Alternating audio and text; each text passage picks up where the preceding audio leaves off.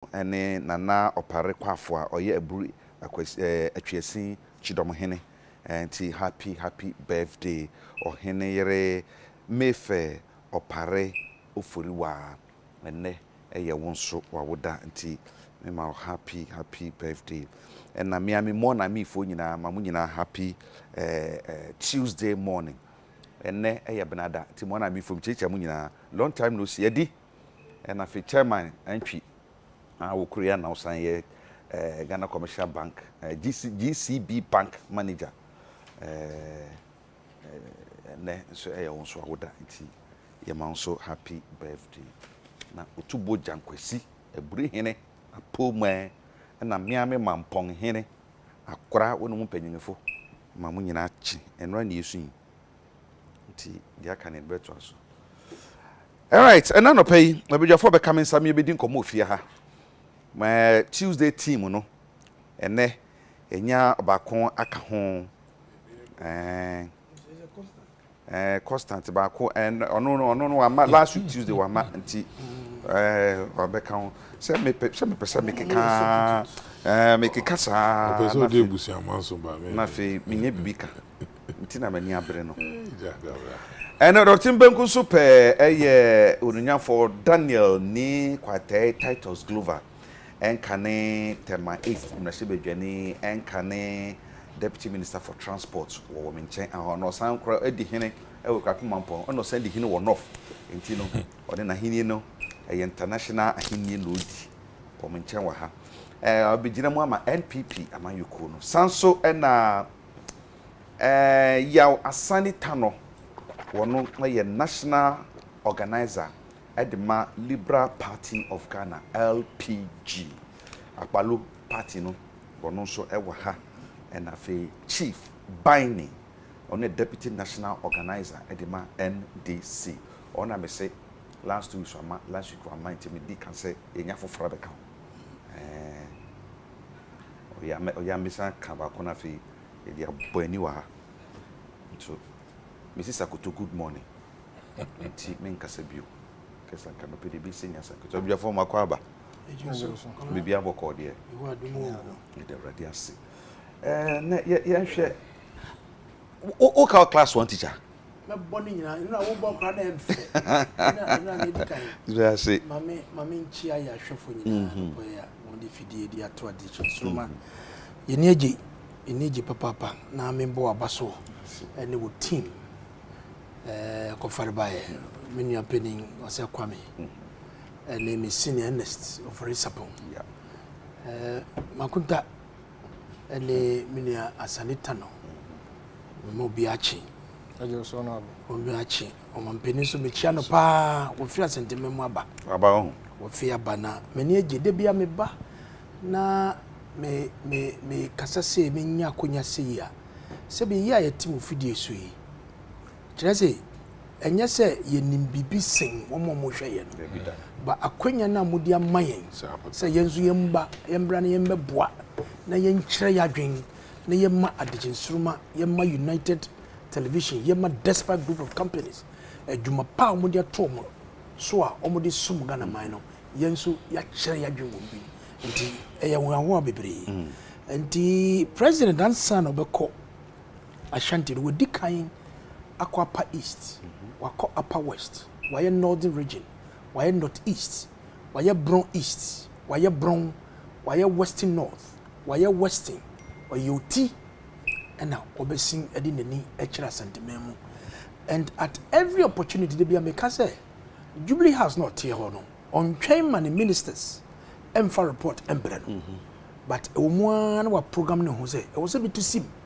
na report na modi breme no aso min kohwe say sa ne tenin e wo fom wana na ono so odi ni na hoden no e dia takire se bibi e koso enhyi yi no obehun e wo ho then he can be able to encourage his ministers and his appointees na wo form no ntemani aso okọ no ta chole ten Daku Farms ya ye ni me almighty Daku Farms na o ya de pa na nsen bebre na hoden e ko form and the call from your cause and 1D1 FER we to me the 22.1 million Ghana cedis e dia koshim apeja adwuma na ni so and the ma adwuma no sesia ase adani eba ne saazo me de wo hwa Ashanti region wo hwe bron ye nkukọ wo ba ye ma ye ni ye mfa nkọ na saa obenu wewu nkukọ ye di ferbuchi ye di be ye to coastal na ade nyina no na eso abre ase na ye di scan bi egukrumu a na de aye de kama osanso kan say new plan kan new plan anti dede na ade nyina no ye di omu be hye 1DYF no na ya pegem na ema ayeye but police Friday president crime wave so what to say November nyame ya adwuma next month ye 3 helicopters wo hwe films won say akrofo no awiade no mfafo ma na won say helicopters so nam soro na police omu nyina then they are able to arrest them na dia ye the 3 ba 2 Gazelle helicopters and 350 aninya de be support obaye for the past 2017 then the vehicle of police administration is almost 458 under President Akufo-Addo Bawumia ye the 568 at the account including Nyama Bebre and when nyina aboa wo hwe cameras 2017 a total of 800 ye the almost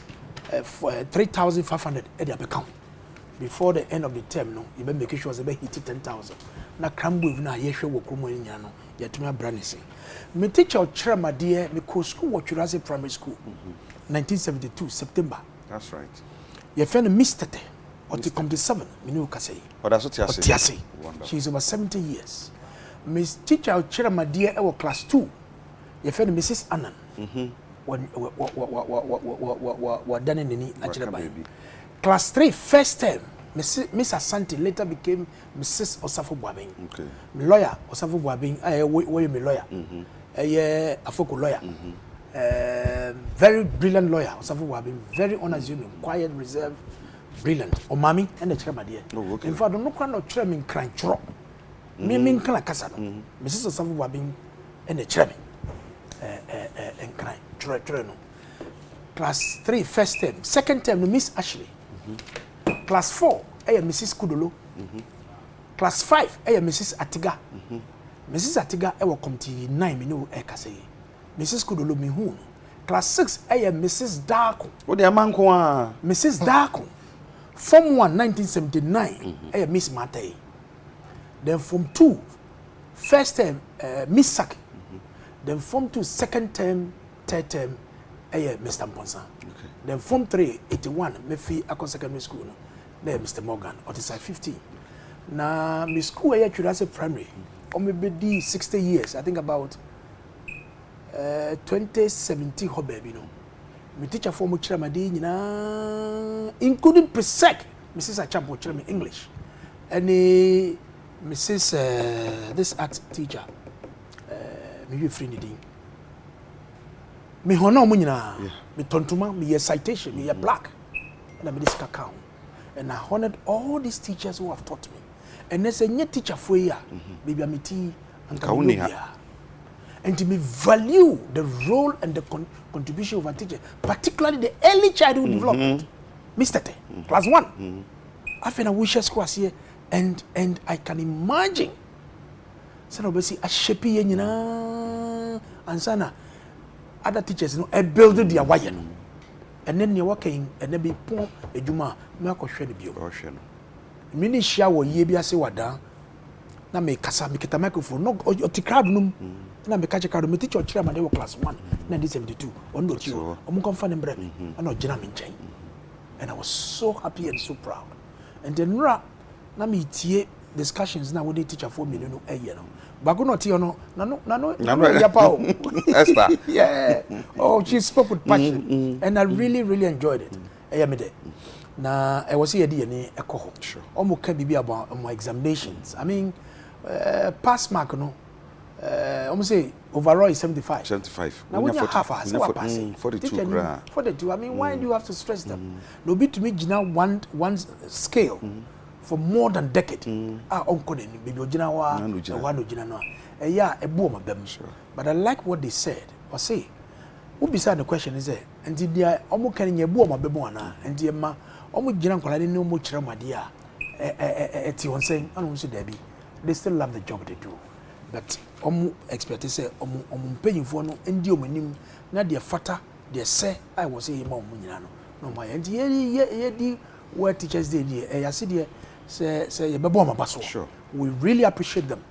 Every professional in this country, including the president and the vice, the chief of staff, everybody, they were taught by a teacher. Malis. Yeah, somewhere more tupa or no abuboni chief. Wagai. Ejacora. Say, I'm far away free Casidona. Minchia on our chef. Yeah, also. Member on Abado, you must assume where was the ball mangana. Them honorable kind, and then I'm also show programming. But before I'm a co-teacher for London, my member on about the UTV there, we found one beer. There was October pink month. Wabaka breast cancer no one sem. My nyimpa dodo na we tu mwate na wafa baby wo. Yeah. Na wa hwekwana wo bo ban. In fact, say World Health Organization one report now. Over 2,000 people died last year. Statistics in Ochre. 4,000 cases, over 4,000 cases now were recorded. It tells you there, say you go to me at Nsroma and then you do damu wako or dama film. And now there were report to cases of what do you call breast cancer. Now, or ya dibia or there ye simupa. Now ye bohunde na ye boa na ye hwema da maden obafom da minti said na breast care international wa o mame Dr. Rafi on Center for Transport Security Dialogue wa ka bom a wo ye program bi a wo friend the driver and breast cancer awareness team order doing there getting the men involved. I was so happy there yetina on na doctor na ye hwe programming doctor na ye ono so ni focus in there in the fododo na obede wobabam na bibi said the dentina transport Center for Transport Security Dialogue or the nufu yede eja ehwa yen ma menum yen yirenum yen nuanum mbesiafo ya dofo a wokọ woba wodi gwanyina wanfo kara wo fa wi mhyen atima mekan ya say the minti ehwehwema ye no kire de say ifa nyimpa 1,000 a transport company or transport one eja kwabra 60% ye besiafo the many years them there any driver for only breast care international yen kambom yen use them platform na yen train drivers eja the mesmete akọ training a we experience a ekira hwefo de enyimi ye nti ye akọ ye dey say driver for no so we train one answer na ebo two car no ehun de nkrofo beto na eduru nkrofo be preach na de work na imagine the car bi obotu bia no nkrofo ginem na watchre walk bibi what the breast cancer ho na dam awareness yoru kofo won a wotika nim obenya bibi weti se bi obi wo ho no onyima okofi odinisa abakeka ne nufu benyini bi so tika nim na so ota okofi obotu won akohwe ne yire ne di na se ababi no wo ma otu mu ahye besia ne nkura na besia ne tu anamon again ehun there most of them were TV screens bi wo cam no so no documentary a wo be yi wo car nim for about 30 minutes I will be educating crofo nti honorable na mu nua sani and the pink month ya wo mu October wo ma ye nyina ye fan ye voice ye fan kama UTV wo ye hu ma breast care international said wo ye nyina ye mbo hu de wuru na Ghana fododo ne nti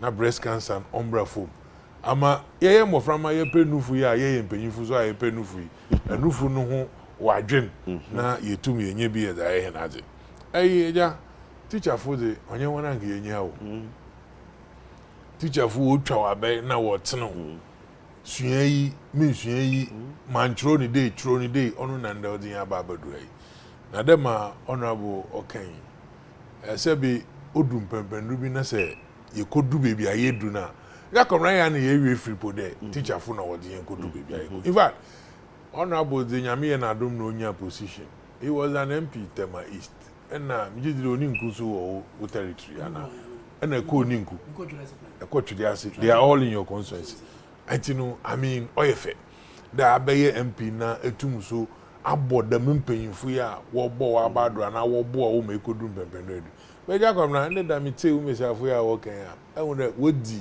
young we are one as politicians.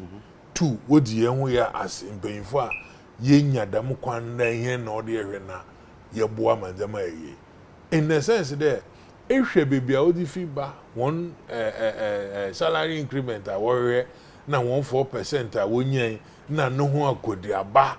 Na other compare area paying for water being so ma won in terms of back pain. I was listening to the program and the lady was emotional and did not be emotional because or there yenina ye kai baby a fever.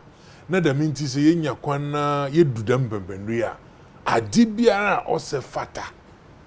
A o de ye na ye tumi ye de boa wona ebinum ejakobra dem wo government schools will be baby o pa o charging oyasem kakraba and moye me onye do say one teaching note one on document our download our printer onu na what the be kire mo franadi then so system this the one san fa intro ntinu na me press anam de bisan by 3 times for you to be sure that indeed oyaza or kodra and kabla if these are the things happening Naija and who be here the minister or to honde and director GES who nyina wo bete dem nsemi asupe sometimes we criticizing na you feed them nyimpa no pen asem but as leaders and or they to them criticism constructive ones like this and in good faith mesmo obeya ye be ye ndema oboboa and madam teaching field no why attractive because they are equally intelligent, they've gone to school, they have certificate. And if all of them want to leave,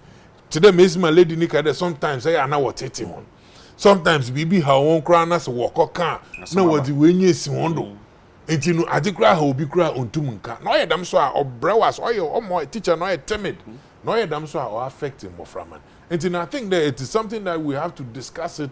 To avoid politics, you want ABC, you know, you film. Near shed holistically. Now, in that way, do one day. Young can some, yeah, can so I'm paying for what take women. My own can do a discussion as usual. Chief binding wa better hey, oh yeah, this in India, some our ban or a camis mobile and the Dabi. On yen seminar no your politics. The minty says, send me be all cordona, it's a beam na yeka, or batten as supum. Yeah, now I hear reforms be a oboboa. Proposals in now wanting to. Moye woman won't fa in the day. GES or bear on take programs are horror. On share programs or do teachers one summer work at Mumbongo. Now one father means a meaning and no oye ye a way ya bobuano. Ya 1 year, want to one yin few at once. But there must be an approacher. Able to me at soon, Zamado my teacher for wider. One who what one. Now a Jumana Wayan Sabi, a Juma was so in they should love their job. If you're passionate, be saying Casana, so on penny Juman go and more can cry now. O chamin sumu you dey say say more kodo one teaching cycle nim na say it in sama or kodo wo maima they as teachers they know everything that happens every day but odo one do not work and one summer it's as if they want to say one hu here it your best then they work one day you yan return because you penny ye and mpanyimfo a wote panyimfo a yedi tum ama won a wo botum waye mo waye nkanka o man panyi na na do danko akufado onye teacher nyanka na so ondu bi ma wedu usana adza wesua na wa ma wenya dam se bi gina biu ya nde wegine ti yenyina yente na so pam na yenhwe ne yemoa man da man sisa o ma no ye ya ye ma ye nyina onye ye ma teacher fu pe o ye ma ye nyina ra mo da sipa yaw aja o teacher di machia Ghana fo nyina na machia agbesise gbefia wa belempe machia me leader founder and leader of the Liberal Party of Ghana Percival Kofi-Apalo say teachers ne breast cancer inform you honorable Titus Glover and chief Pablo Bane oma kanina nti me nka bi enka ho in the sense say you say a cha na adwo nsem fun bi koso wo ha say you hwe ne tetetew nti memkoye ma ne nye tenten I'm say yen shase na yen deal with the issues on the table because I'm say you mupi no abufuo bi ye dete ha abufuo bi ye dete ama we hiti kakra fine ngasa no ba me ya na me ka fa teacher fon sam mu ne say wo mu na o ye major stakeholders of educational sector. That's correct. That's a fact. And let's say free senior high near the aban. Here teachers motivation pa. Oh yeah. Seriously. Say and pay phone ni mo a omunim no makata omani dia. Me chimpa. Headmasters and headmistresses are going through hell this time around to run schools. And yet easy. Those are the basic level no so no. Aye primary ne JHS no so no. Teachers in here near me some there if it's syllabus textbooks cry my. It is so mu use experience or mo wono no mo de ye ne man kakra. It is that time mo ye bibi du bo ma ba mu a ebe ha dwene pa. Nti na make say yes this is not the time I say teacher on say so okoka say ebegu anwu honhom de aba say bom Ebe ha dwene. Nti we de ye de besi na makoya so say ya we shit ya no pe no ya we shit heating no My shitty. Why shitty rough? My shitty rough. Yeah, shitty. Why shitty sir? Ayi yamfa we. Oja ko na ochi am na ka de Pablo na mu da dwumbo na ba. Well hit yam our who brasa e ochi ban. Pablo ni boy. Ban ni no. Original Pablo no. Only Chief Ban. Chief Ban. Eti no ka Pablo na je no Any braba. Ori akodi da dem. And wo de me yan hyase en free Asani. Well yes, wo de pokwase de ne kakra wo ho. And start as time goes on, you be called So my upside down. Was he a farmer? Okay, Mate. I I mean, can be next year paragraph 16 of Daily Graphic. Me can be kakra bi keke. In fact, anko paragraph 16 of Daily Graphic and kaya do friend. Asemi o me can campana. Mpanya be. Aha, e wo ho e na ayi nsukura so sande bai. Chronicle wo ho and the fund that they buy now the mama share the find that they be Okay. What say a group calling itself the Coalition of Concerned Citizens is calling on Parliament to reject the private sponsored LGBTQ plus bill which is currently before the House. Over paragraph 1, 2, 3 or say according to a press conference na lawyer Akoto Ampao seasoned lawyer Ghana ha won na wakasa ye now say according to the lawyer the LGBTQ plus bill violates virtually all the key fundamental freedoms as guaranteed under the Constitution. Until 1, this includes the right to freedom of speech and expression. 2, the right to freedom of thoughts. But you know your thoughts. 3, the right to assemble. 4, the right to freedom from discrimination and the right to human dignity. That's the word. Human dignity. So what's the meaning of dignity? You could dictionary more. You be shania can want some. And if fundamental thoughts.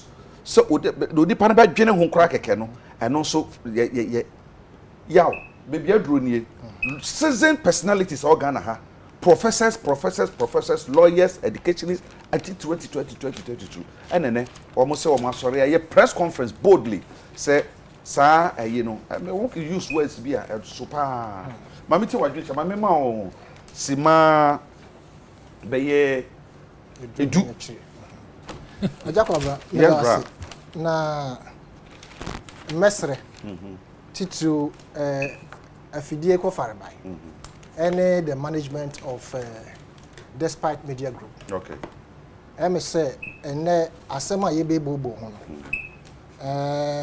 ensem ni bi a e be free ye mu bi anum be ba no e bi a enkoye de na etwase ye kanra ke de se chire be gu say ye dum pempensu bi a saa mre no a ye ka se enkola enkasa mpanyin anim saa no say ye se ye pen puma se bre yi sabe me so me te ha me nyakola nti se me kasa I know what I'm talking about. Na mesan so ahye say titru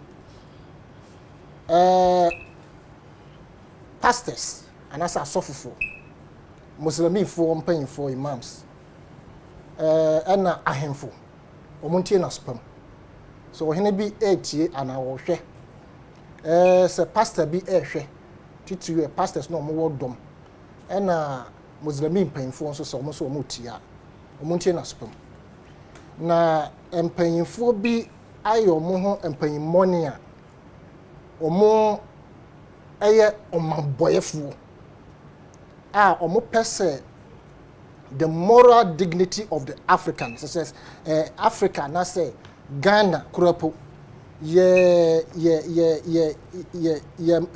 normal efi ye fi say e ma ye dimu ye ho te e ba sebe oba ne bema enkita hodie ana say ye te omamu na normal ese ye manipa ho sade nipa ye wo ye nipa na sebe wonya aboa no me say mpanyinfo ya abobɔ mu din wɔ ha yi de ntia me ka sɛ ikasa na bi a ɛho ɛbɛyɛ bibi kakra ma certain profession na ye control ya ho so sɛ ɛbɛyɛ ya no so ɛnkɔpa kan bia yɛ te sɛ abeto justice ya pɛ nkrɔfo ya abobɔ mu din wɔ papers mu sɛ wo yɛ professor na enkyerɛ sɛ wo wiase nyansa nyina ɛyɛ nsan na bi a ɛda hɔ sɛ ye wasabe sabe akola a wagimi ene ye wo panyin nso a wagimi eye no kore pa nkrofo we ya me hu wo mo anim ne wo mo din wo papers mu approve to that point in my opinion to the extent say wo hwe chronicle front page na wo hwe professor Kwame Kakari we ya Kakari and by bo pronouncing Kakari okay hwe sabe ba bia wo hwe ne mfie do wo hwe na nim dua wo hwe yewura koto ampa na wo hwe professor Kwesi Prempe na nipa kora wa shock be ene maame professor Audrey Gajepo yewura Tazan yokumbo be so de ho abegim sankrofo ye man boyefo a esese ye hwe omo yiye pa adentina o kan ya na asofofo se sankrofo mu bi wo mo asori mu a emra so say mu be yi wo mo afri sa so they are not supposed to be part of society afa na me pese me say ebi a yewura professor Kakari anase professor Kakari omo a nkrofo edunum akuku dampa a omo din apie wo papers ahodo mu se bi a ye bo mo fi eduam anase ye konjo mo ye nkonya bi no mo firi so beto fom anase mmema o mo firi sebe mmema asene ne pie a obanka ho a eno de mentumi nkyere na se oba a ye frɛ no oba na owo sankrofo dunum wei ene nkrofo bi mu omo so ebi omo hwɛ ye na omo so omo fo asade ne so eye gains ensem LGBTQI+ omo de abeto ho a omo susu se private member bill anasa ankro kracha bi omo akukyire de akoto parliament se yenhwe na saa sebe nsɛmfun we a Ghana wo hwɛ ye bobre ene sɛ de yesu sete ene ye nyamesom me kan nyamesom a enye sɛ Kristofo nko a but ye ne Muslimifo ene obi biara ono so wosom bibia ne nyina ko wie sɛ nyame ne yesom no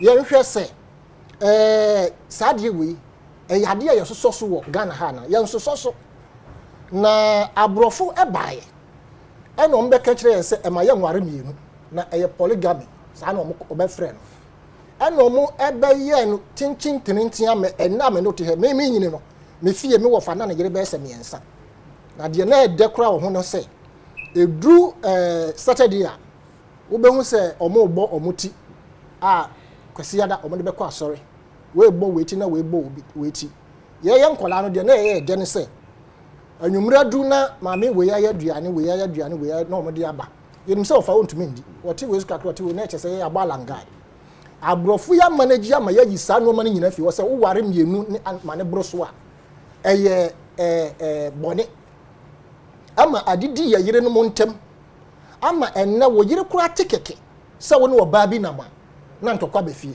ebi kura pa na nya no kure enna a member ewu as a result say na yere akoti se woni obi twempra anase obi foforo eka ne ho ebi a na nya ne kura nso akoba ne sa na se broni be ka kire se wo be ware mienu enya de na ese agi tum se broni ofi ne krom be ka kire yen se esese ye agi tum se be ma ne be ma be da sebe wo be fa de to wo de utadua be fa ne sebe ne to na oba ne oba nso sebe o mbetumi omo ada sebe oba ne oba no de be na omo de be o mbetumi e de omo ada ya be kire se wuntumi nya ye wo befoforo obetumi aye menim se mpanfo pid no ye pese ye kata ye kasa no kakra ntino se de oba ne oba be ya o mbenyi omo atenka saa no ma we nyina sanka saa na nyame de boy ye nya anka menjindi se me ne omo a wo omo hwe no anka ye te ha se bible na ye nyina yesua no se eye no krotro do dia na de esi wo Sodom and Gomorrah no na saa sebe nsamfun we nyina ka ho na broni se wo ware be ma wo ware oba mienu anya na mom se wo ne be ma ne be ma edade a eya na se wo so wo ye Ghana ni a wo ye professor na wo gitum se eye no kure se wutumi ye saade no na se wo amani pa na man na ye saade no a na kire se wo tietie ni pa de fa hodie so ene nsempie omo de bia bekuwa ma hu so omo ye maboyefo a nsase ni pa kura eben wo anya bia sa mmemba ni mame yo owo hei mame wo kunu mmemba yo omo hei anya bia omo wa yire no mmemba yo omo hei ni omo ma emma ni omo ma mmemba no se omo hu se obi fa sebe ne ba be ma to ana se be ma fa ne ba be ma to a ebe ne dana ana omo pa kire se omo ankasa kropo omo ne omo yire mo tifie no sebe omo fa omo yire mo to ana enim guase sem se sankrofo we na one said the manager very interesting na you discussing offline muslimi ni ba kokropo ne din kan ho nkrofo ya bobo mu din we a Christopher ya ne yesi ye holy dandao sankanya Ghana hana ya kura ya hu yiye ya ne muslimi fo ye kama pepepe na ye kokoa mu kropo no ye fi se ye ho ti eche muslimi fo nkrofo ya di o mbambegu hai Muslimin ni ba kunkura nim nsamfu akoso wo sebe ya sorry Christian domu no wonte se what say imam bi wa ma prophecy bi a wo dupu obi ana se waye obi se ana se okodware obi wo mpoano no noma ne nyina no a Christopher na so called fundamental human right ana fa hudi a wo fi se wa ma kwa ma oba na oba na be ma na utieti omo fa hudi ntua ankro krata ya kuchira kwato parliament omo se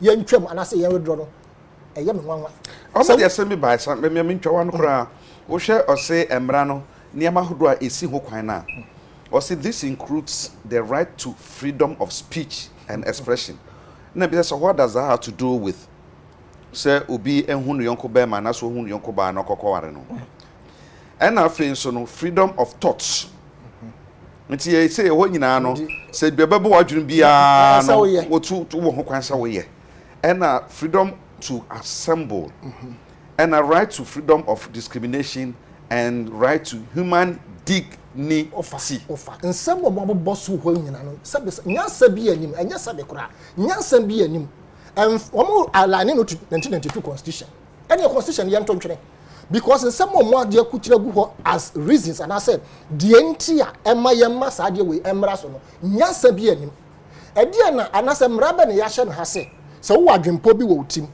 na se me fa se wo hye wo dem da wo ye na se me hu ye ade a me fa se eye ade a Ghana mra etia te se kro no se wakobo obi kro no na ya nchewa obi a ahu me nka se kro no ye obi a ahu hu na ya nchewa mraba na be chewo jisi ye hu se wakowi asomasi ade nti se nipa na wadwen ho na wo hye ne dem na oye na so obi a anche no a hwan na ekobọ ni punu wo hu se wo ye we jisi wo ne tifie no wo hu se oye enu nti wo monitor no na wo monitor no so na se wo hu na to me report na yampa ye nya evidence a ene na mra na ewo Ghana na che no nti for freedom of a thought no and it doesn't come in because you want to me nyi ade a obi adwen ewo ne tim infinity it's impossible.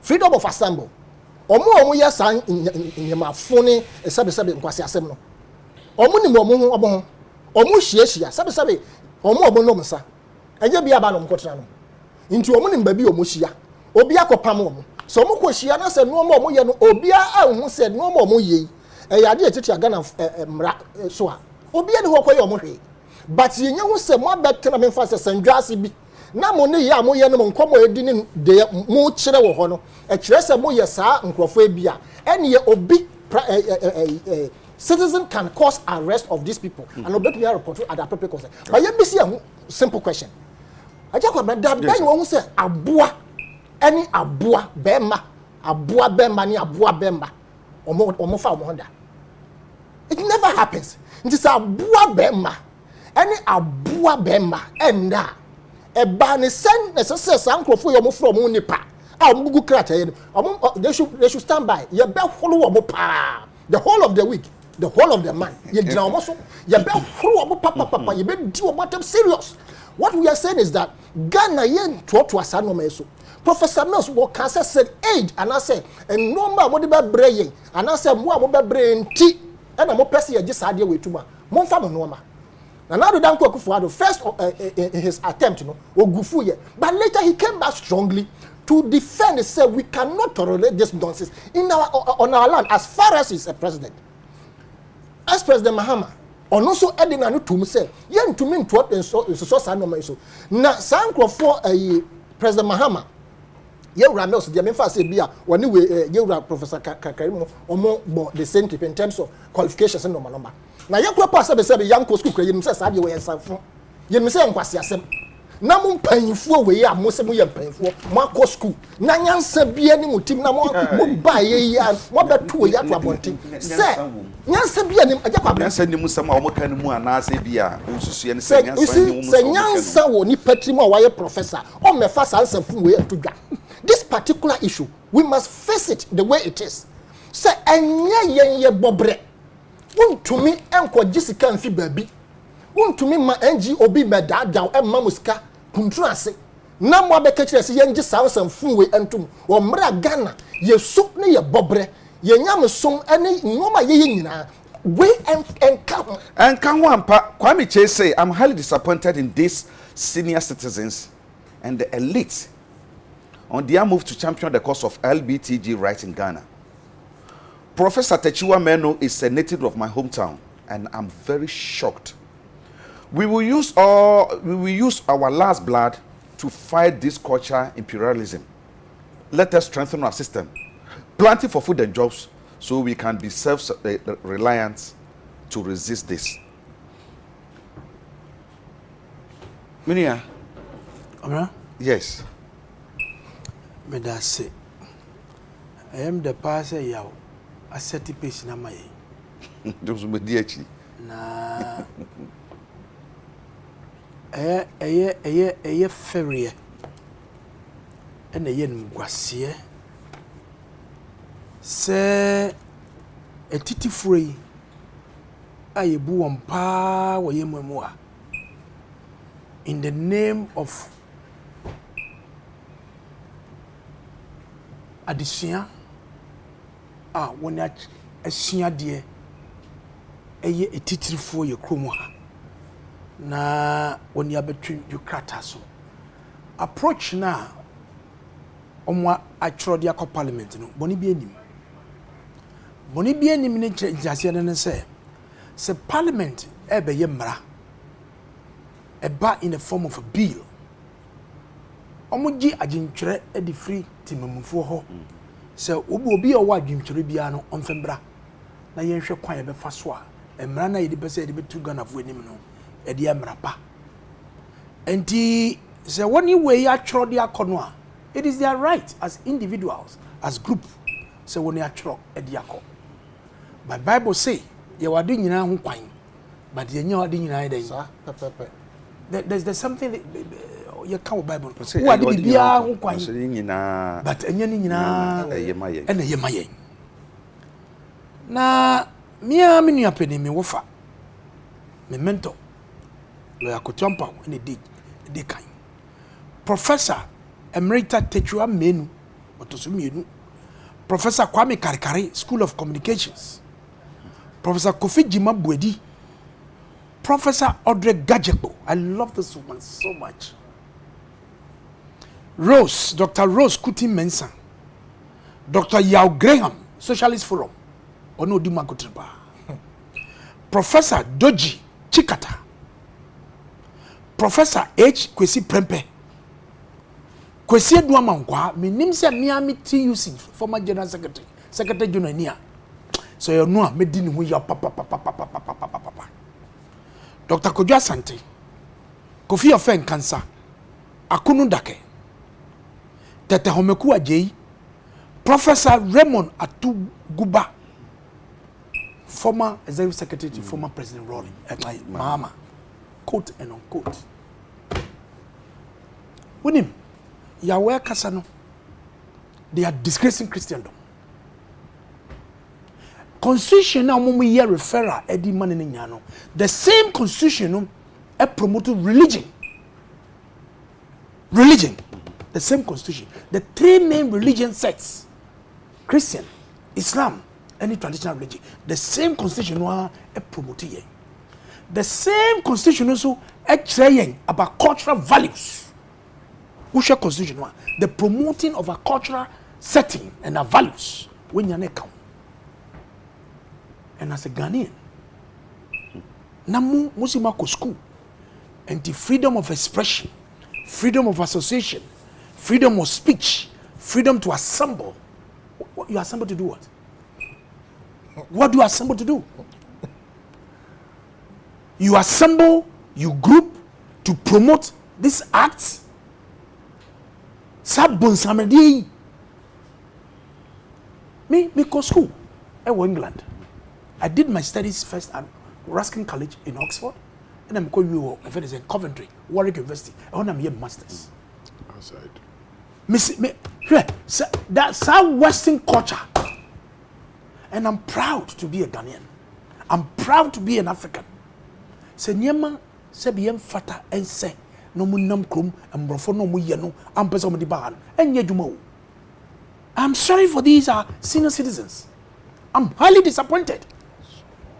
Say, because you want to promote this illegal thing in our Ghanaian setting, in our cultural setting. Say, Sempe, Wabrey. Yeah, Tiena, you were hearing no more. You were hearing no. Na Sebi, Bema. Sebi, Persebi, them who come here. Sebi. Nami Fanko Faiva. And when I do my FM, Nami GTV. Maybe some paying for a year. O matro dia ko parliament say yem promote omu na yem ma okwai do mu ye de mfatai omu wo yene no manana and he said Professor Karkari any Audrey Gajekpo any Prempe num omu ma normally with our culture setting so me man e ko ware a ye mom ye de omu padan zen e de bebe kire yen na wo tifie wo ne wo yire ene wo busuafo ti ho na wo baba no ana wo babema no e be ka je say daddy menya obi ampese me ware no ene so fa ne be kire yen. That's what we normally do. Bema no ebe pia na ye bema. Oba no ebe pia na ye oba. Are we normal? Ekom. Obna, ni bi bosane. Ekom.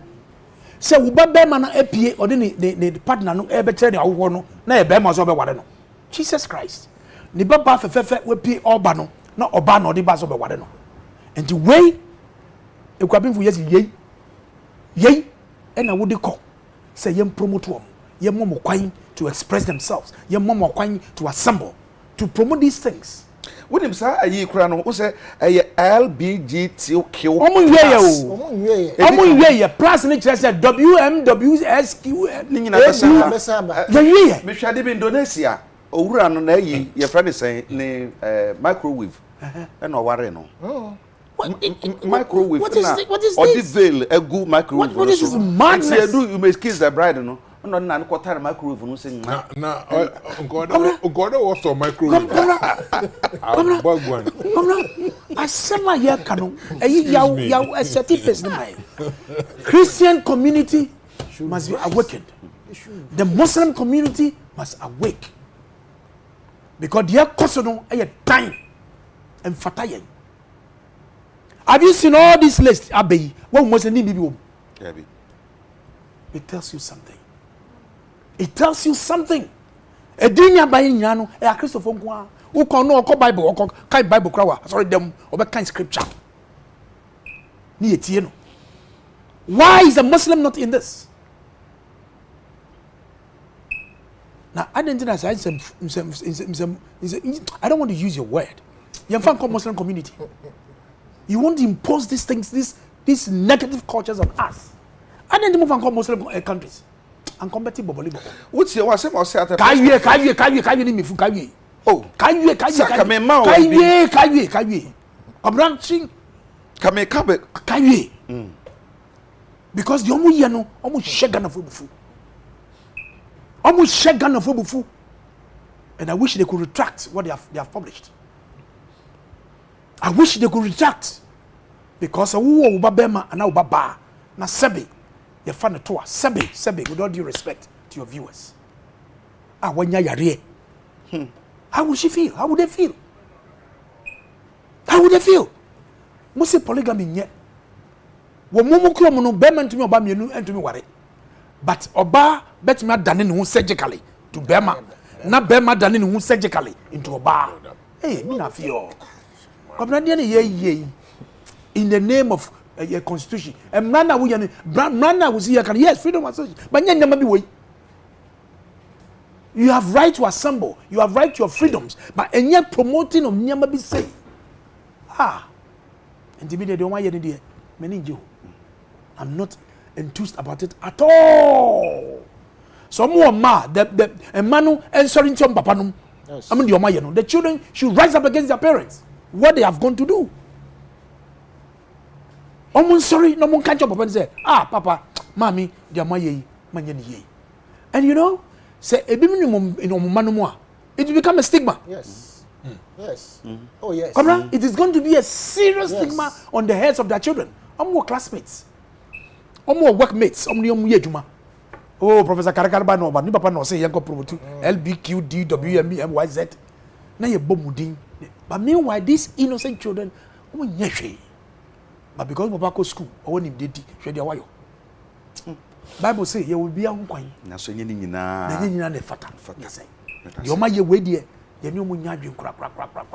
And the majority of the people of this country will not support this their cause.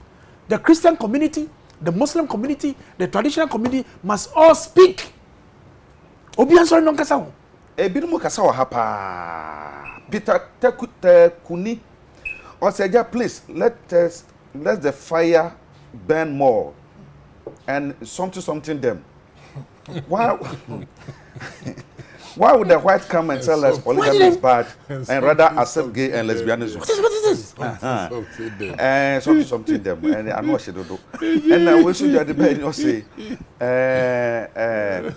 say, I don't understand why government is failing to come clear on this LGBTQ agenda. Their issues keep unfolding in the public domain. Are you supporting their activities in Ghana or not? President Kufuor must make his views clear. He has made it already. As to whether he and Dr. Baumia and the entire NPP government will accept them here. Former President Kufuor, the late President Mills, former President Mahama have shown leadership and were clear in their response without any ambiguity. God save Mother Ghana. Obako so Eddie Baku by Chief Mamin Kana Fibre Mo and Pacho. Mercy for what does Diana so kakra. And I say under no circumstances will LGBTQ plus be legalized under the NPP government, and we should not forget that. Under NPP government, and we should not forget that the NPP party was born and bred under the fear of God with sound ideology that governs the members. Therefore, those championing the private member bill on LGBTQ plus are doing so as Ghanaians, but not as government. That is Akoto Ampao, former secretary of blah blah blah blah. No bubu dina. Governor me see for no. Kakra meka dia so ne say. Asem wo mu dia bayi. Enya dia wo sie so. Na Ghana ni bia emfa ne wonjimbi. President Akufo-Addo aka watu de nimutu. Or say under his watch, so long as you're president of this republic. Sansem funwe sebi. Also embaso wo kromwa. Waka. Professor Mills, Professor Michael Quay, Nyame Enfa Prof Crazy. Professor Michael Quay, any Professor Mills, Professor Numayabo, are they better than them? Are these professors, best 3-4, are they better than Professor Mills and Professor Michael Quay? Professor, no professor. They should be careful. They should be really be careful. And I'm saying, and I want to repeat it here, the stigma at the atom manaso, but we will not allow this to happen. We will support the bill to make sure send yama wenya yama yan so awakwa. Guys should have say all these people call themselves professors. They should be professors in their home and not the country, because they are destroying the country. They have lost their adibi. So I didn't want to lose the men. Benjamin Kwesi Wilson say good morning, Eja. As today is World Teachers Day, I want to say Ayuko to Sir Patrick or Sain Asare, a teacher at Asanteman Senior High School. Or that's a papa. Making camp. Chibani, when my same be on Makawa, and a number of kind of bra so on Pelma main kind. Nanka mekaniti and small bikeke. Or say,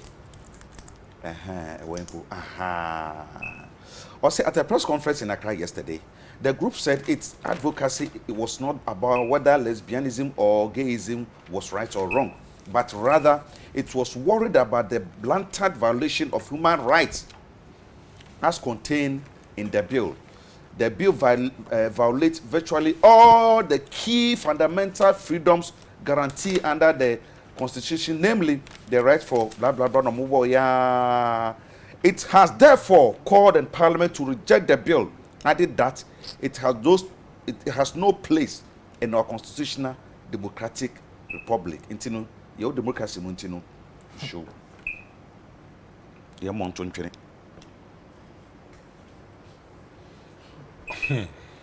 Jacob, Chief. First of all, signal me pẹ̀lú ẹ̀mẹ̀dẹ̀ ma mpẹ̀yìnfú nyinaa dẹ̀ onye sike nyinaa na wodi. But this can so be DG. Sike bi wɔ hɔ a ɛkɔgye a wonyim begu ase. Sike bi wɔ hɔ ɛkɔgye a womba wonyim nyam nyinaa ɔbɛsɛe. Sike bi wɔ hɔ ɛkɔgye a wase nyinaa ɔbɛyɛ pɔtɔɔ. Enti sɛ ɔyɛ adwuma a wɔyɛ gya kutua da wɔmfa sika no nkɔ. Ɔno yɛ first. Normal kujiska. 2. Mpanyinfo yi abobɔ ho din a Dr. Akoto Ampa ɔyɛ wɔn spokesperson. Wedding fiaye. How old are they? Ena waka ho ni fiahe according to the Bible wo wiade. Enti worbe champion da ma agenda na wana na se bi won be fa ntu. Another nhu ankasa wo check wo yade na ankasa o de ahwehwem because me nue ka asem bi de bi nyim obi ni dey mu asem. E bia na nhu ankasa wo firi ho. Because if they are not from there, in the name of human rights in Kutinti, I'm not convinced. Because human rights in a fight for, or ye nyimpane right there, sebi, Benin, obafa Benin, in a besi oba, ono ye right of infa. Or ye right and then orba, anafititi ye beno, or ye right, or no ye fititi na. Oye Bible ni mu asem ni ba asem na Bible ne kan. Hwe me do boko Bible no. Okay. Na the margin no agenda. So aye communication. Na follow politics deeper. And ke be hu there this is an agenda setting. Na nkrofo bi onu ko parliament o yenda. Enje onyenda o. Ye di hu komo wo manhim. Wo ye human right free. Human rights in a walkway. In Kadana bill no koya, wako introduce human speaker and on some bay na Adekye or the human rights in some. This is an agenda. Na se kikesi enyima. Baby ameti na agenda na mi hu. Oto asum. Lawyer Akoto se oye President Akufo-Addo no lawyer. Ebeka de President Akufo-Addo no go for them discussion be first. Obaka there it is bound to happen. Na in one hour obeka ho asem no ndoso. Se Ghana yet in ye da, we will consider. Krem. Agenda yazo. In that menu say bill ko parliament. Yenya professors be mo won so obakado human right into ye. So what is the meaning? Na che they say adeni I discuss with friend omayim enough. Ebinum ye for, ebinum ye against. And then I say ebinum ko she ebinum echi what we see office bi o baby. Hwase mo see omayim. Office ni rakra echi dan ni also onyim enti no krofo won tu nko youth ni bi crash sorry against the people. Police and man ko nya asam papa. And if you have a president sitting na so catch you there, it is bound to happen. And later, Minyekas also President Akasa, so President Akasa also on pedo bebem. Let's know Akasa. Say ya the weapon so say. Answer no Bakasa. Onu no wo tumu on Kasado more than anybody who talks for the president. Okay. Did the president tell the state there, man no pay? What the masam na mekain. Inti mo nyimi sibon. Na mum afide na mijinana. Did he do that? Na say them okada are bound to happen. Na say you were human right to full beat the professors here wo why.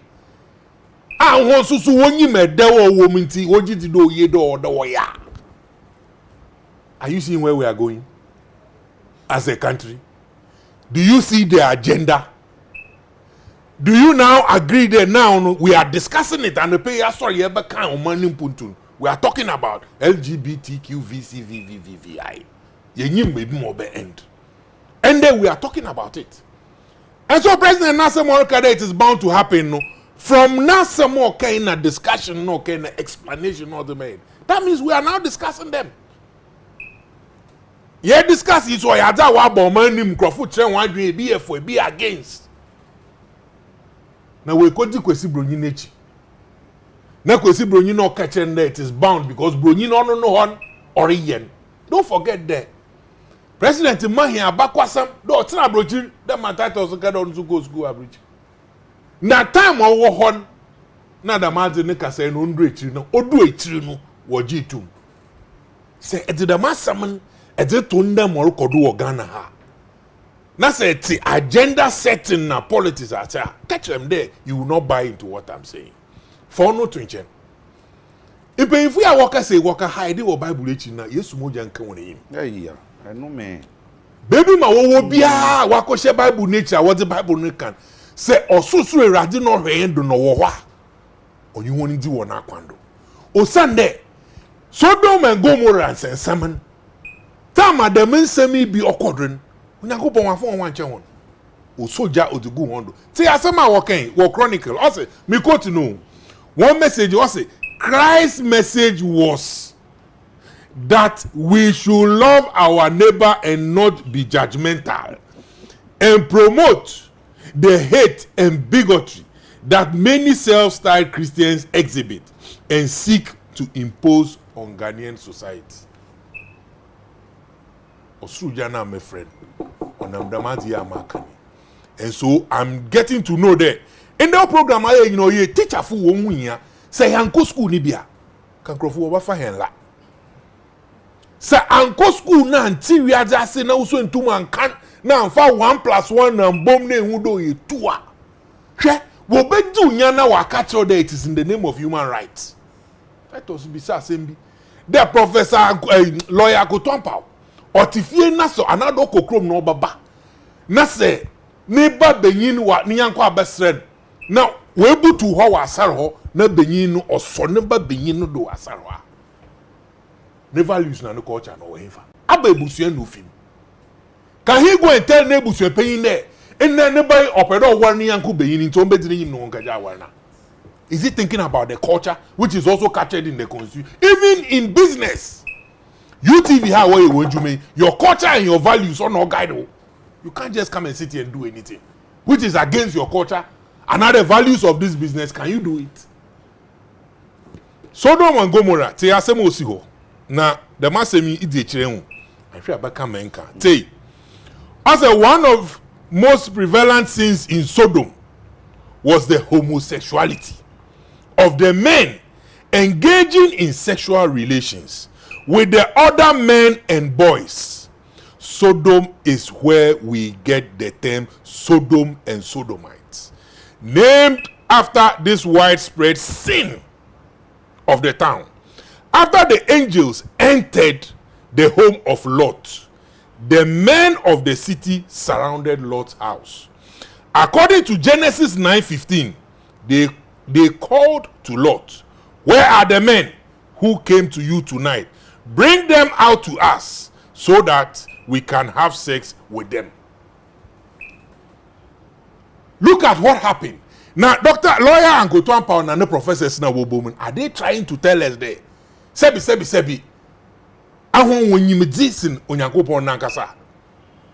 The minti work catch hende. Bible say, "Do unia na mentan unia." Now, have they read this? Wakanda Madia. As the Lord pleaded with the crowd to reconsider, even offering his 2 virgin daughters in place for the 2 visiting men. One twaswom wo Nyankopon nim. Now, one, I suspect that it is an agenda setting. There are people who are in high offices who are interested. They will make sure that them adia yer kan wan semi oye benyin ba fa benyin Nyankopon on fire boni chen anu ya medi kan we freedom po mesra bon fa che. How much more benyin ba ro wo de Onyanko benyin ba fa. Na edakwabna chief, there is no smoke without fire. I'm thinking that we have to look at the lives of these people. We will have to monitor their movement. Because in that Minyuka say, there are a lot of Nkrofa what did them do we don't know. Some will even come and talk like the way I'm talking. Nansu Juma Odin will sumase. Nasi ye won't pay you for a titira with 3 me for gun. I want to win you mra. Constitution na wo quoting or trade sebi.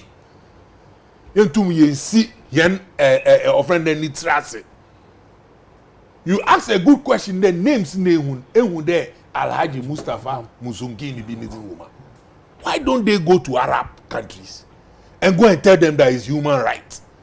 And to where professors here we suya the warrior authority. They should buy plane ticket and go and advocate there. For us to see that one professorship now waiting, what be do professorship there what be emetumutu bakodo wo manima na sebi kafra. Obi abodamu, but until the nyimpa ne be ye ne zema bi na ebe hu there what to change. Bisa psychiatric phone, nyimpa bi abodam kakra wonimu. Na onye bodam fukuti nyimwe yi na atare. Na ma oman mu na wiati nyinara yerken president na nkasa. Okay, can't bound to happen be. Pressure about the riba asem no begin. Na say lawyer Gotuampa. The man say me order about to Ofido jidzi pa de. Nanado danko akufa do man panyin ne council yin. Enti nim ransom trinadru no baba no ho. Na nanado danko akufa do na so waka ne. Bound to happen na wasisa na no do adin onyaja amima bredu no besi. Na wa ye no lawyer yin dinyin. It's a foot you to incha or catch him directly. The honor I had the president is only on one or back catching the Tumutu, you have to grant it because of your human right. If he is telling we, I mean now why you will phone had the mass here. If you don't president one have some over catching. Now you for your honor say my ear king itufu na say fanti baby me fiban. What's the war casam chonanta? E quantadi. Eliza Mama Game or say all those professors will never see God. You people. I'm even surprised women are part of them. Meaning these people have in the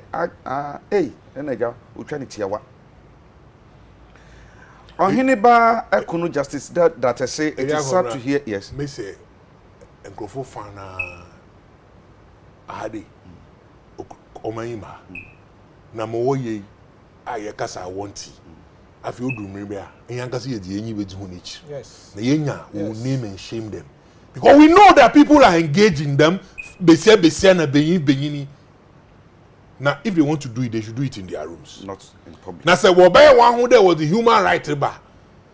If your money ni mu beche. And you na yentas no so ye human right to no more one country. Now one so what as no human right no yeah one country. Nothing is bound to happen anywhere in this country. It is sad to hear these people we all call intelligent. Where is the intelligent? The books they claim to read, to become wise, was written by somebody. Where is the intelligent? Somethings. There be anwashi. When you say kudos, Honorable Titus Glover, I'm enjoying your contribution. What sound you do to say polygamy is the best practice. Ghana must look at it. Ghana is I would never be ready for this gay and lesbian thing. Of course, I mean to say thank you the LPG national organizer. Kikabichira wamo, without fear or favor, there's something must stop. And NSS room to send Kokan, may be unconscious. Not bad to say. I would like to marry Professor Kakari. He's read the next right. I don't know how faba. Obi ansum obi a so obi ayi he jakara mama gasencho sa wu na penna say nya feelings keep it to yourself sa wu na nya challenges na for that matter until if dey benyin na beti omu keep it to yourself. That's way to me that champion course. You really made my morning. Let's go to the next topic. Achimota pokwase kwan ye na enkrofo start na de dey twa nwahye one more wearing in assign to 2 street lights and no crash I can. Adekye, Honorable Titus Glover, with the M5 about 5 minutes to be an answer. Yeah, when no, I will not favor anyone. Any candidate. I think say it will be better. The kind Pokwase interchange. And a me by ya. My name is a BBC cry. But so back Kaya, immediately President Eco Commission. A kwano ye be to mammy be any kunu. There's only for business. I will walk with the social media echo viral. And the minimum names a echo pamo a free human right. I don't know my job.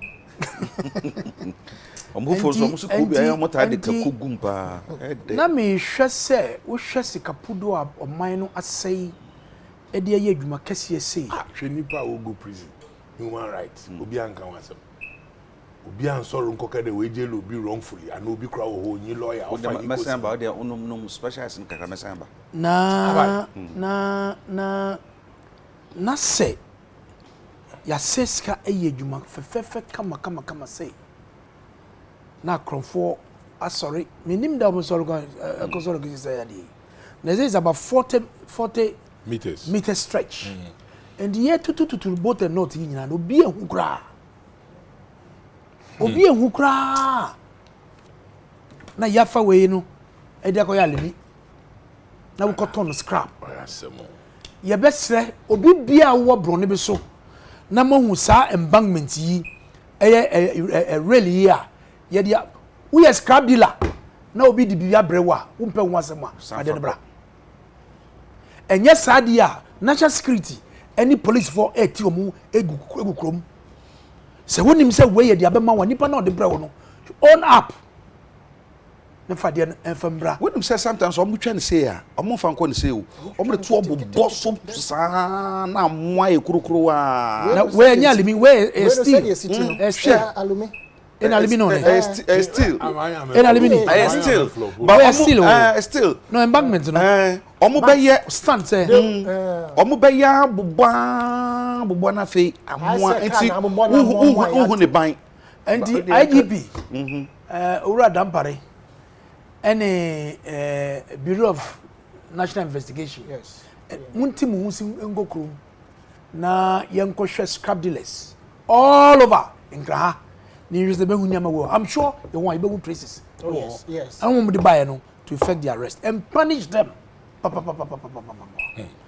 maka we no I'm the president call as a no or introduce the ministers no ɛna o introduce Dr. Free akote free de ni de bia na confuse me say adi papa was once Ochami Edima Asantehini. I see. And the Ochami Akoto for the Asante Kingdom. Now President introduced him Asantehini no so the Chami he was referring to his father ba. Yeah. Ayokoto no say ono ne Chami ozo nyana akonya no pe eno mde yasre eno sre ye. Owie so na ba Alan so no kaza Alan the presidential ambition wo di mu akotre pa wa che wo ene ye di yasre. By him say enu chire no oko one of the media houses was sentiment mu na o can say on support bia and I think that is the right way to go because NDC for address of President Rawlings eko yes radio declaration eko peja Professor Mills ensano a che party dum anya reform party edi free e chire no na DPP ta chole ten Dr.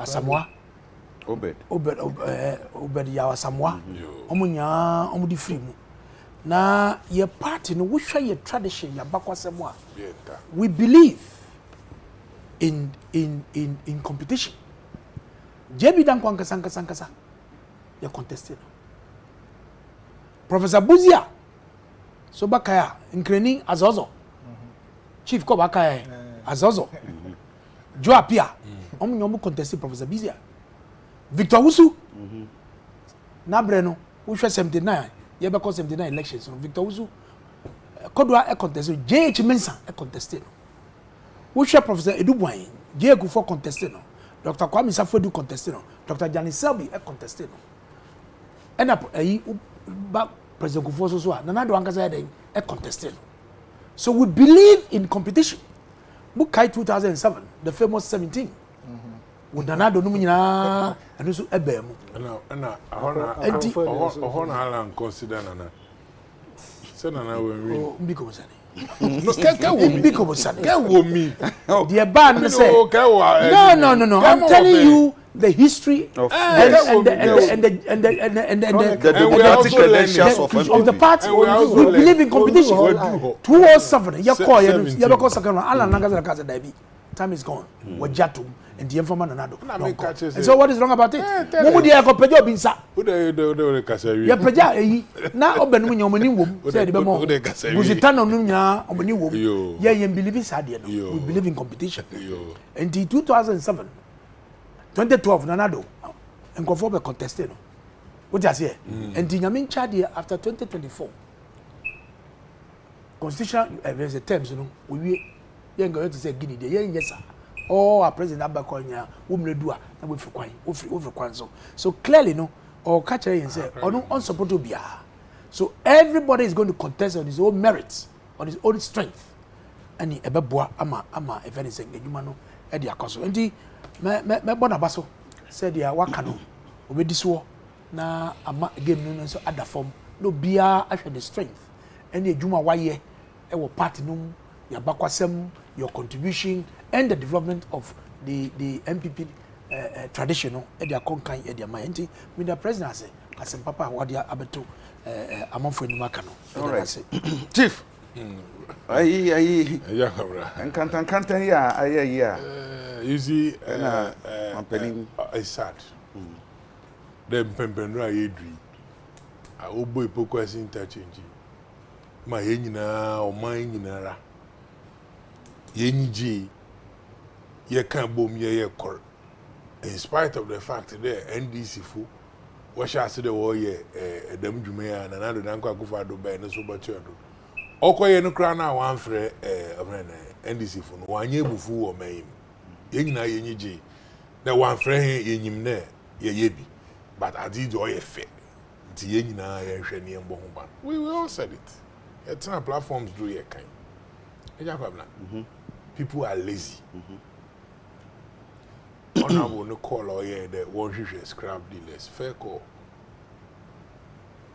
that interchanging is it within a particular district or municipal or whatever is it Amasama Gan West people are lazy And look, on my obey nkrofo a wamo na adwuma de won they will have to know their work. You ask a question there, enti no the maji wo 2 kuru na bie no bie nwa. In there way to 240 meters here. So ko hwe no found the whole crying. Enti dem nkrofo na wo no ya agenda no ya ye kakakra na ye jaya. Obese na kwa kututu bi. District no so a wo hu the maji wo no kwema. Onu no nyi nkrofo to anaso obi fi bie bi mbo no be ya. E ba na mo na won so wo tu. When you highways for a car bomb now, you don't sit in your district, abandon a project to home why fair and can there on them their contracting office roads and highways of him fanto into your chairman roads and highways for no ababa now abandon no faso you there. Abandon no faso you there. And the people don't understand their job. Now in their power now about be a page money be a one man a human or cutting a yes I proceed every day normal practice. Nothing is changing. Who should go and protect the now when we detect the we are the one on go home. Once I won't do be a pound fufu or happen or their district no one would know area have problem with her. Nkrofo pay jumaye wo offend IGF internally generated funds. One two one here can no ye wo city guard na nasefo. Tankase phone na za wo sama nti obi entum ntra ho no hu nde dem ade aya ye na mesman nkrofo ye nti hu benya de se nyimpa 20 30 pa yenko assembly yenko kan yenjintum na yenhwe ne won recruit man nkrofo nyina ho na won so we adwuma a wo ye nyide wo bo ho ban sa no post area bro until time aye bo hu nde nzama bi a order kodo ye wa kodo. This one too, who should come and tell them? Wotia won fa ba wo na new person a wa bonidi so onye dada odin na wa sand dada na unte you don't need Henry Kote to get up and come and stand at that place also to say there or no Nkrofo but they won't protect. Then what are you doing there? Or no nanche. Hey honorable ne adioye de politics o agenda ya sir aba agenda ya o set agenda o na say Nana do danka agenda setter no ono no start wa manhia nanka otumfu oko otumfu ho na wala nyim de Nana do danka akufa do wo boni din de wa yo manpan na pa na nsa mba boni hu de Dr. Alhaji Baomia ni posters ayo maimia. Who doesn't know in this country? Vice President wa ba ka chen de posters na wo do boy wa bosu san pa ba ono contest hia at the Vice President also in Genebia. Now President Wako Tufo Ho Kaka Santimem, I will press statement me regional communication officer out the two out about projects that we expect. President Anando Dankwa Akufo-Addo apart from them agenda you setting. Presidential agenda you setting we. O setting ma na so bo Alan na odunya for a free yakuto. Na it's her it take krumpa as a journalist also minim de eye hwehwema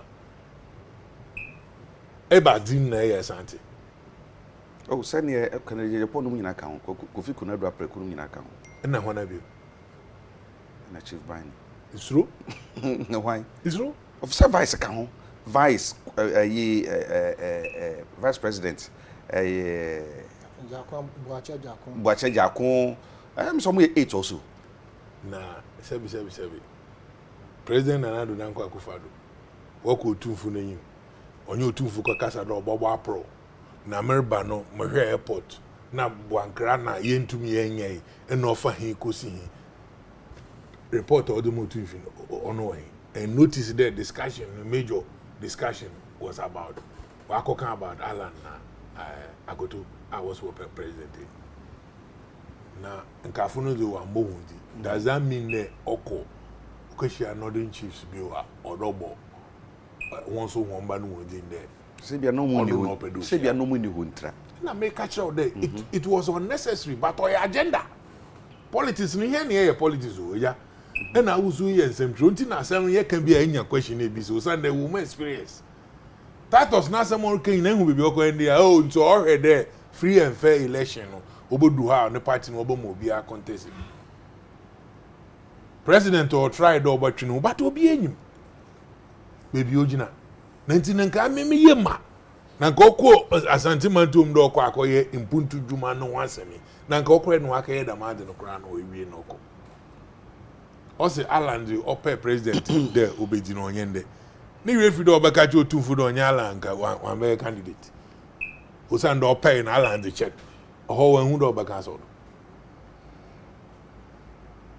yeah, I the politics as and yet as na titles na so otaspa na wo patches wa divert here na and now wa she dey oh pede ye hadwe fidu do support ba omia one no person be president Nana Danko Akufo-Addo oyi ye nyina ya hadwe fidu enti no bo tumfo ho no san ko ye calculated no san ko tin radio do no so me support obi na support obi a wana small de kakasa fa wo wana small de kaka na ewi asanko radio den support obi a yi Kenya me ondun bi o se be de na onkro ohia soma wo adwuma ne dey sasa net aso ti honorable baby ordinary nam na watamis wo mo bi ni sado na yi wo mo bi ni sado na yi wo mo bi ni sado Dr. Dufo be ko no mo ti ko apayo na Rollins we nya no ya what is that there me bi so there Dufo si oba mo ti ko apayo me bi so there be so be ko promise ba at the president Mahama wa kasa at the president Mahama wa kasa obeko promise ba at the president Mahama wa kasa no me bi so there oh enya Dufo so paperless oh tobo eja ebia oh oyefe oh omeba ebia Dufo mati de Dufo so ba na Mahama so mben na ye hu de ye kan sem u boni buga sa wana bo wana buga ole na ye mbo presidential whatever awu na president Akufo-Addo ye campaign okay me that sit by down our brand me that say yeah ya branch elections that's right omubienu no ebe se sa enkrofo insemfo o mo de beto ho no sa nkenye no a ankankanta no eye major issue semfo mo age professor si omo nkolansem omudi na makachro mo ye be wash wo mo pa from this month onwards ye be wash wo mo seriously face to face the youth and those who don't believe in such nonsense we are going to sit up and meet them squarely. These are the people who should be eliminated from public space. Ajakobra Ona wo village ebi ankodo wonya school ebi ankodo wonya hospital ebi ankodo wonya nsu papa bi wonom na onam de ye ne kakran nti on do what don't you think that or your human right they will be back champion do wonya obi cry the message by or say I want to drink blood on the street because it is my human right. Ayo. Obi smoke you. you. Aja, any ahwefo. Sa particular kankai. Ye sa enade a ewo ye kwan so. Ya ye gota. Dade a ye de asam so. Ka edu ho abetumi afam entom ana se nipa wonam ho a ebi a wona enkotom. Nyina ye but my main cow baby in the year 2008 Italy that time 2008 I think so that time now Pope John Paul no Pope that was 2006 or man penko for abreso na Pope John Paul and no yeah Pope was there sa na de we Samsam gotas no ye ho enti Pope no when in Vatican yes I see. I will not doubt you because Vatican na muhu wo Pope ne dana no na muhu de wa pick bronyi be sia na bag. Wo pick na wa pass. Vatican I was shocked. Pope ne dana no. Enti Pope because ade e koso a na omo ye say omo be bompaye aye anointing money number and it was so laughable. But yemra Ghana na yembisi e ho say we are sure pa say Jacobna Ghana ni kromfo pa ebetumi akodi sam nyamrasem san krofo ye yam mo kwan o mo nam ha bache Mali Burkina Faso ne san krofo na o mo deal in scrap Ghana for mo deal in scrap e kitwa bi o the group the cartel itself no o mo ye foreigners and o mo deal in scrap no na chief camp bibi say sanka obi asade se ye behwe ye be bossa ade no ho ban chief baby ade no no nipa ntumi nkotra ho se me hwa noma yaye oh no I must commend the government cameras are all fixing knowing these things are happening at major areas ayede sa na de ajeje ho sa cameras no ebi mo nko ho but here's what I suggest and I even crop no where I sit if we share paper no where I sit on by the road no e ho no anken here railings me in my layman's view on say ho no efro say no here say car can veer off baby a car e ha no enye e ho enye slope anything can happen or best tire you can move there whichever. Anything can happen but once I fix it na sa no ma we ye no ade we enya ade obetumi amommo no de ahye polythene bag dabi definitely it can be found somewhere within the city.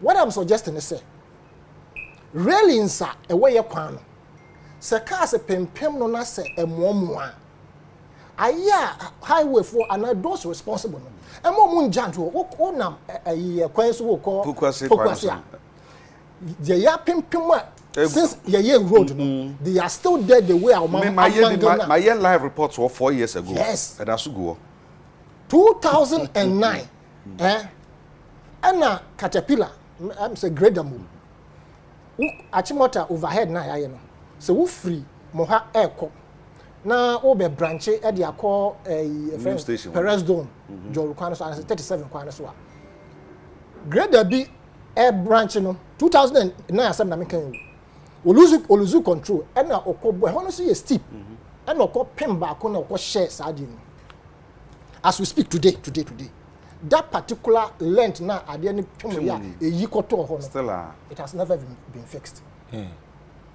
2009 Satana Prime FM ho ntina me call pa e see a report ho obi am up to date that gap no and the ho and if you drive along our major roads but bibiala railings e wa car apim ato nche no it is as it is fadepo anim ha ube hu light post abubu egu ho wo kwan so ebi o ba ba na ayese yes you di agro na wonimu a se buto from fufuro no a na se wa nyele careful bi a wonimu a ba ba sheka mu awo mu te se kebab na ade ba ko so yanka se ne masa no ma edi enya we don't have the maintenance culture mo monim ha ekwan so and it is not just here I've observed it in many areas within the city pavement na kwan na yaye ne kama no pavement no so ayaye pavement blocks e ho na obi nso abe position ne koko a ochi ayi ye fa ne sen e bo fruit wo ho ensuo no ohwiegu sa ho ketewa no a e wo ho ni mu obi nso echi akokɔ nam e wo ho eyi a enye hankwa e across the city and I'm sure say across the whole Ghana and e ho na ye tuntuma e poto na because no man na oyusu Adekye enam ne enkyere mu corrosive ayinunti no gota no hoketwa na ohwiegu mu so dade no eraste nti enya ye loose pe obi do happen and we sit down as a nation we don't care bibi say wo ekwan ho like ne bebu asensen ho said we just don't care na nipa betumi atutu this long and big railings na ya soa every ho akwana from one point to another obi antumi enfilme obi antumi report ma obi a to the extent say light policy ho omo atutu sir what yes what an impunity yes on my ba ne chichiri wow enkofo adifesi major monumental projects a war Accra City I'm sure say Kumasi so ye hu wo mo da bia said they are defacing that area dirtying the place destroying that particular portion ya ne kama so obi an onfa ho da be no what say e bia ye tu omo chichi bofro to wo ye pavement no so sa was the pavement made for somebody to come and sell or to come and fry donuts and other things for one yema ye ni na ho because broni ni krom yenkosi po yenkoye release e ba ne betutu na emra ene masa no ma ne yentutu ye anka bi omo so the same thing ekoso nti ye mra no ya hye mekina dia ene ye boa da bia be wi na it is the Malians Burkina based and those people we can find this thing already ampare if you set your people out to as it will look for it and more amohwe yan so more my information as to this thing na yan afa so sa properties no one say read ade no so ye yi nti bibia e government property to say really dade no mo any say really amomo akora na ko hu wo ba bia e scrapper it is not the appropriate place for it to be what I say report say a workshop where there say report but jakabra May conclude on president. Your president so unpredictable. Maybe I am go. Enrechi ya wana obeka kire say. Ma obi amon hu muso say o koye bibia ebe ya koye say oye campaign. And this ma ye wura gate jogate ne ho sometime. Pa ni ya yido agenda. Eba ne say ema wan kasa general secretary. Eba out ebe shemu kina say wo wonnim. Na obekwa akone na montre ho. Na obeye bibia be kire say wo ye campaign no. Ene wo jejereje. Ene na he na sa general secretary na kasa. Okojira ba bia obobobo names no. Say nkrofo a mo adi party mo akotin no ma no. Okoye ne basa ene be ye number 1.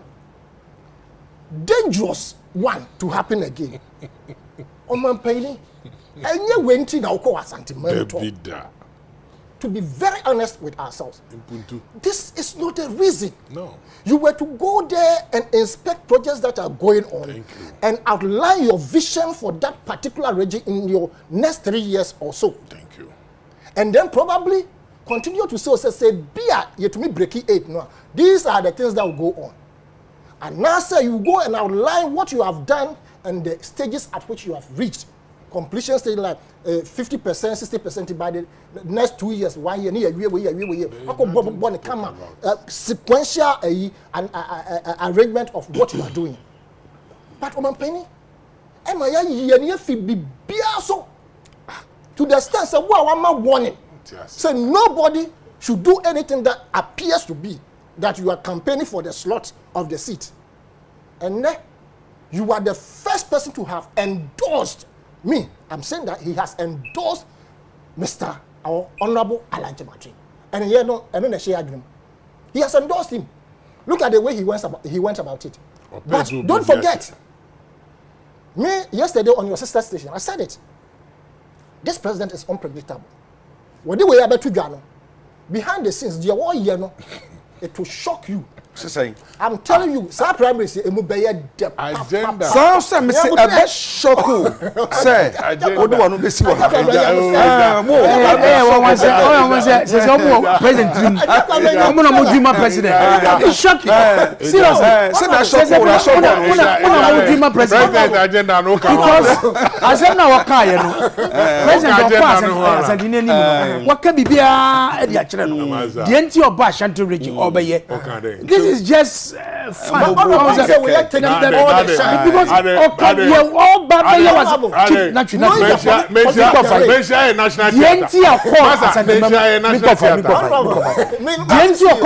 he has laid bare.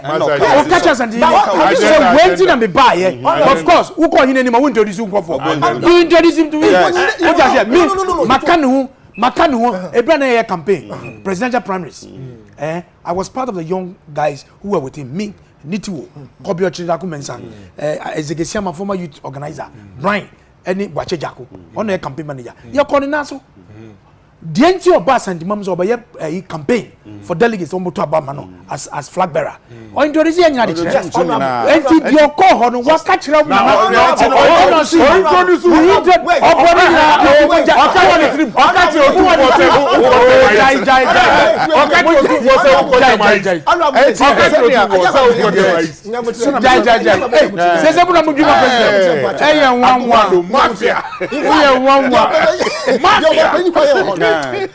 Look, you must be reading between the lines to be able to understand the You must understand the president.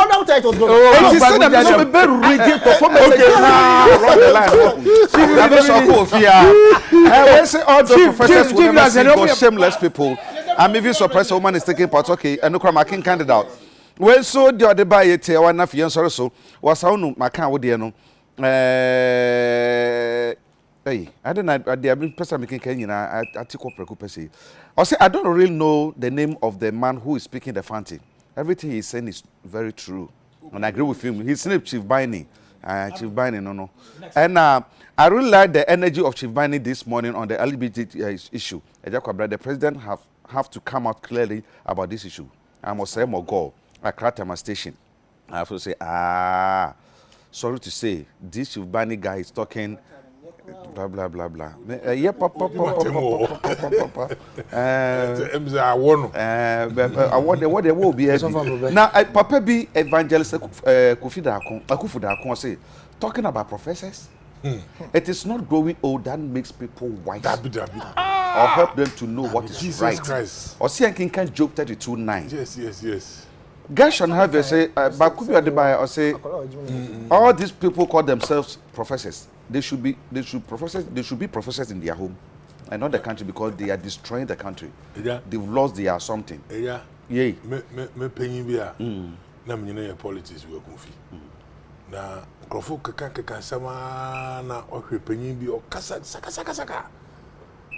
No here abranti bi so abranti no so akọ school on mo bi ate obi akasa eh abi na me kra certificate ya fun ohwe ni din no so hwe mo fra wa ba wo nyu so ade suku on search agba jaza sa agbanyu wa ehun Agbanyu school na agbanyu it is agbanyu za mere yenya agbanyu na mo ma se ba kwa me kan se abranti ya de odi ba ye pa he se next time ba me kan and now first time tina pesa me kan oh na mo de aka so enye bad de there be bakubi aware bakubi de bakubi aba so wale professor bakubi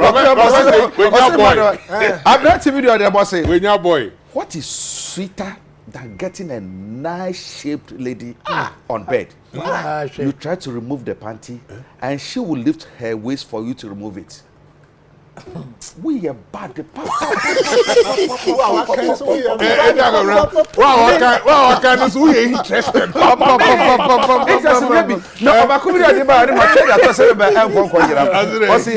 Please, can you direct me to to lawyer Ampa's family house? I would like to go and perform the customary rites and marry him today. Chama do they do? Wadafu do they do? Ezukuma do me braka. Program na anything too much. When me am for edumo, o ti wa o he program. That's it. Eti Shivani mada wasi bebre sanso na menua ya wasani tano wo so be dase and afi honorable ni Tatus Glove and Sumeda wase ye de besia ye honya kopon ya do mochena ye be ba ye nim se bia nsama ye kansan fufuru be pia firi mu e pia firi mu a ye be koso aka wasem a ntemada masipi se munya brehwe ye nya kopon ya do mochena Adekye so ma be san ba ya kramo